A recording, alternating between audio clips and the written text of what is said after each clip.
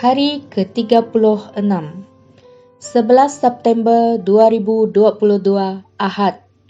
Bacaan Alkitab Yeremia bab 9 hingga bab 18. Kehadiran dalam ketiadaan. Penolakan Tuhan hadir apabila Dia berterusan dipinggirkan dari kehidupan kita. Masa terjaga kita selalu dipenuhi dengan tugas dan kesibukan yang mendesak, dan sebelum kita sedar, kita dibelenggu oleh kelicikan kompromi yang membawa maut. Yeremia si pemulih menghadapi musibah sedemikian dalam tingkah laku orang Israel.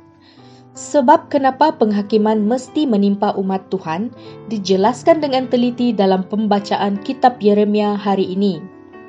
Orang bodoh dalam dakwaannya terhadap kebijaksanaan, kesombongan dan kemegahan diri, Yehuda menolak firman Tuhan dan berpaling ketika Tuhan berbicara kepada mereka. Harapan itu sangat jelas bagi Yeremia sehingga dia sekali lagi meratap dalam kesedihan. Namun pada masa yang sama, Yeremia ditolak oleh kerosakan akhlak di sekelilingnya dan berharap dia dapat meninggalkan negeri yang tercemar ini yang dipenuhi dengan penzina rohani dan moral. Bab 9 ayat 16. Dia mengulangi kecaman Yesaya yang mengutuk penyembahan berhala, Yesaya bab 44 ayat 6 hingga ayat 28. Penyakit negeri itu tidak dapat diubati. Sekarang ia mesti menanggung penghakiman Tuhan yang membara. Yeremia mengajar bahawa kepatuhan kepada hukum adalah penting dalam hubungan perjanjian dengan Tuhan bagi setiap generasi. Tetapi pendengarnya berbisik sesama mereka dan berpaling. Tuhan memperlakukan umatnya seperti tukang periuk yang mengejarkan segumpal tanah liat. Dia akan menguli tanah liat menjadi ketulan lagi dan lagi.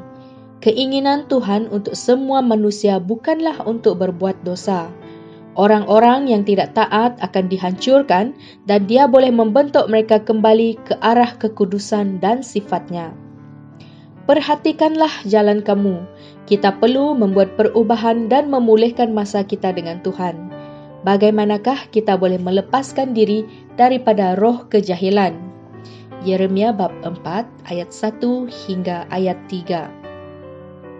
Doa hari ini. Tuhan Yesus, kami memohon ampun kepadamu kerana mengeluarkan Engkau daripada jadual kami yang padat.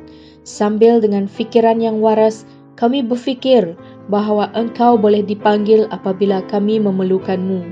Kami memohon kehadiranmu dan enggan bergerak tanpa kehadiranmu. Amin. Berdoa untuk ikatan yang lebih kukuh antara anak-anak dan ibu bapa mereka yang bekerja. Berdoa agar mereka dapat meluangkan masa berkualiti bersama setiap hari dan mendengar antara satu sama lain walaupun kebanyakan masa anak-anak dihabiskan di sekolah, pusat tuition atau pusat jagaan.